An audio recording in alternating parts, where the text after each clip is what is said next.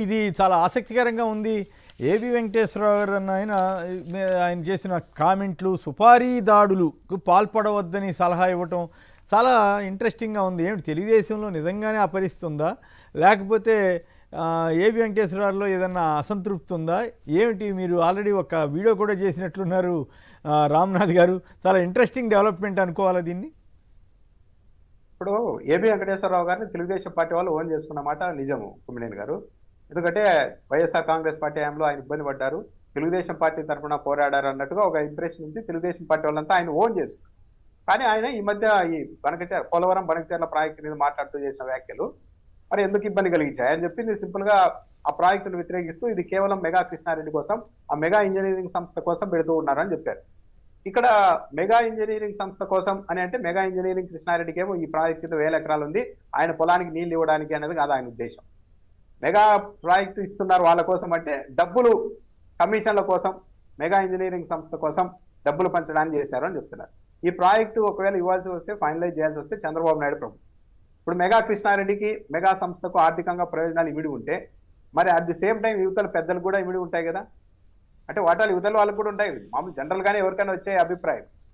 దాన్ని తీసుకున్నారా ఏమన్నా అనిపించింది. ఏపీ వెంకటేశ్వరరావు గారు మెగా కృష్ణారెడ్డి కోసం, మెగా సంస్థ కోసమే అనగానే ఓకే, చంద్రబాబు నాయుడు గారు ప్రభుత్వ పెద్దల్ని కూడా దీంట్లోకి లాగుతున్నారు, వాళ్ళు కూడా కమిషన్లు తీసుకుంటున్నారు, అందుకే ఈ ప్రాజెక్టు తెచ్చారు అన్న ఒక సంకేతాలను ఏపీ వెంకటేశ్వరరావు పంపుతున్నారని అనుకున్నారో ఏమో కానీ ప్రజా చైతన్య రథం అనేది డైరెక్ట్ తెలుగుదేశం పార్టీ అధికారిక యూట్యూబ్ ఛానల్, వాళ్ళు ఒక ఈ పేపర్ కూడా నడుపుతూ ఉంటారు ఇదే పేరు మీద.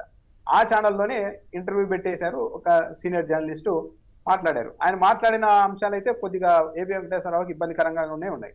ఆయన ఏం చెప్తూ ఉన్నారు, మనసులో ఏదో పెట్టుకొని ఏదో ఆశించి అది దక్కలేదని మీరు ఇలా మాట్లాడడం కరెక్ట్ కాదు, ప్రజల్ని భయాందోళనకు గురి చేయడం కరెక్ట్ కాదు అని మాట్లాడారు. అంటే ఏదో ఆశించారు ఏపీ వెంకటేశ్వరరావు అనే అర్థం వచ్చేలా మాట్లాడితే, దాంతోపాటు ఆ ఛానల్ నిర్వాహకుడు ఇంటర్వ్యూ చేస్తున్న వ్యక్తి ఏబి వెంకటేశ్వరరావు ఏకంగా అంబట్రామ్ బాబులా మాట్లాడేశారు అని కూడా మాట్లాడారు.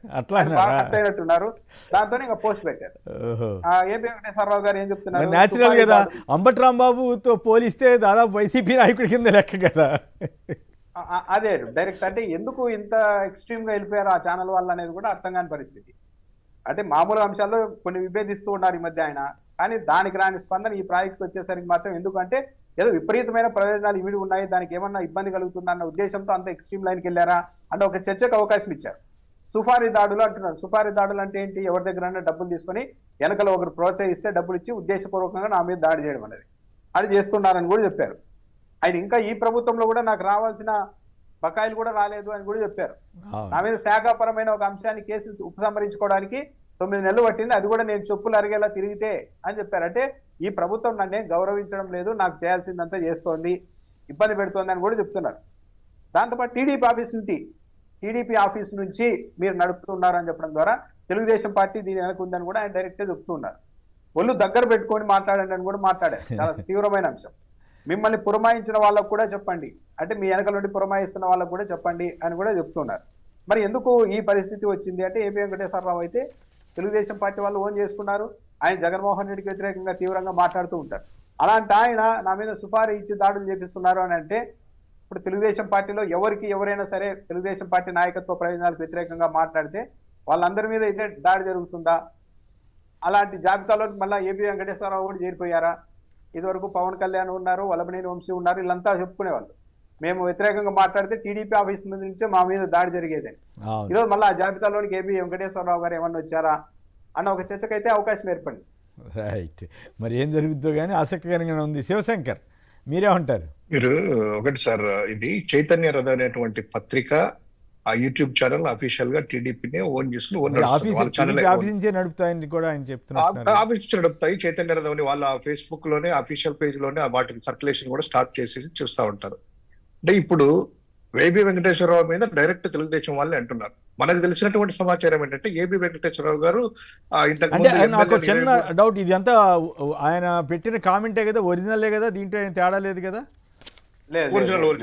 ఆయన ఫేస్బుక్ లోనే పోస్ట్ చేసినటువంటిది, ఆయన ఫేస్బుక్ లో పోస్ట్ చేసినటువంటిది చైతన్య రథం అనేటువంటి ఆ యొక్క యూట్యూబ్ ఛానల్లో కూడాను ఏదైతే అంబటి రాంబాబు లాగా మాట్లాడతారు అనేటువంటిది కానీ ఇలా చేస్తారనేటువంటిది కానీ అంతా కూడాను ఆ యూట్యూబ్ ఛానల్ లైవ్ ఇంట్లో కూడా లింక్ కూడా ఉంది. ఇక్కడ 23 మంది ఎమ్మెల్యేలను వైఎస్ఆర్ కాంగ్రెస్ పార్టీ నుంచి టీడీపీలో చేర్పించినటువంటి విధానాలు మనం విన్నాము.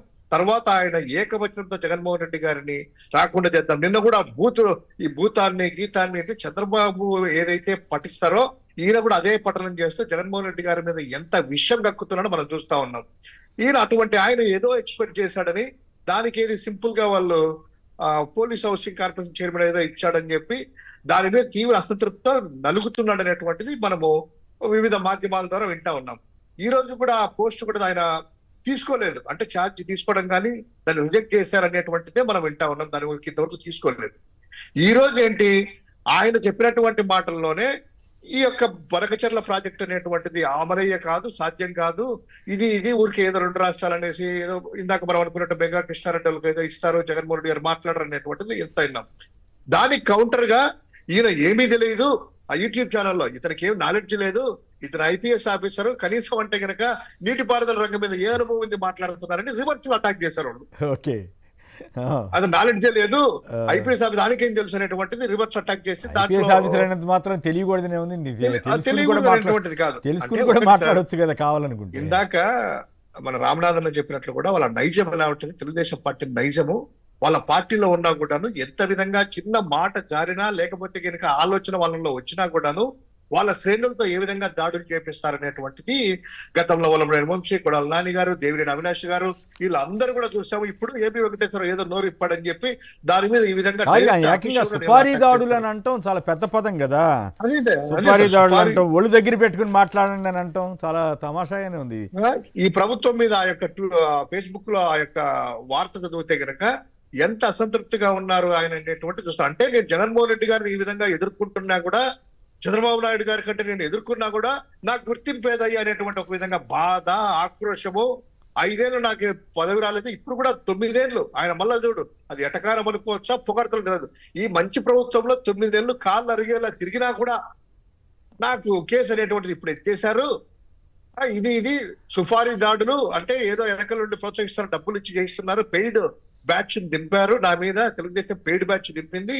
తర్వాత ఒళ్ళు జాగ్రత్త పెట్టుకునేటువంటి వార్నింగ్, ఇన్ని రకాల నవరసాలు దాంట్లో కనిపించేశాడు, కనిపించాయి అన్ని కూడా. సో ఇప్పుడు ఏంటంటే సార్, తెలుగుదేశం వాళ్ళు ఎట్లా రియాక్ట్ అవుతారో దీని మీద, ఈయనంత సీరియస్ గా అఫీషియల్ గా చైతన్య రథం నుంచి రియాక్ట్ అయ్యారంటే కనుక వాళ్ళు చెప్పేది క్లారిటీగా చెప్పారు. అంటే ఇప్పుడు మళ్ళీ సుపారీ దాడులు ఒళ్ళు దగ్గర పెట్టుకోండి అన్నారు కదా.